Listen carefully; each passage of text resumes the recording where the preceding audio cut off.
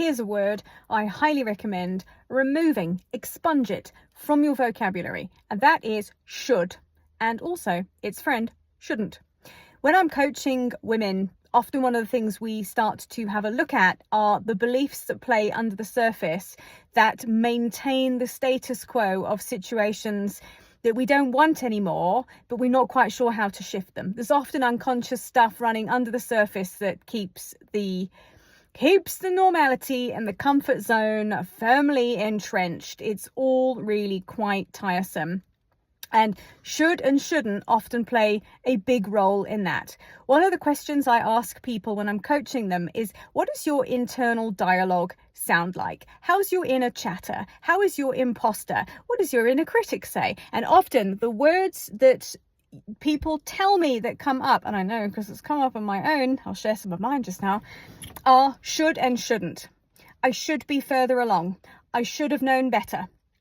I shouldn't have done that. I shouldn't have taken this job. I shouldn't have married that person. I should have chosen a different career path. All of these things we tell ourselves reinforce our own negativity. They reinforce the being stuck pattern.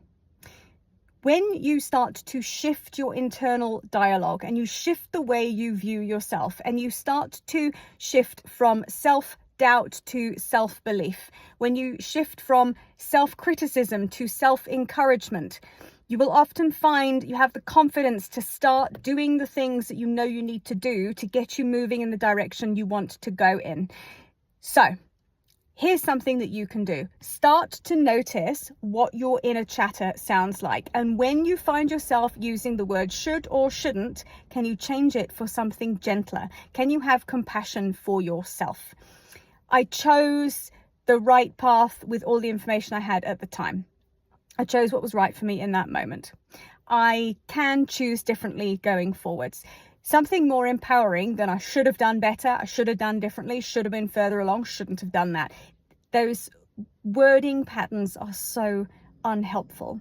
And if you want to get yourself moving in the right direction and you want to build your confidence, it's about taking action, it's about doing something different, and it's about being your own best advocate.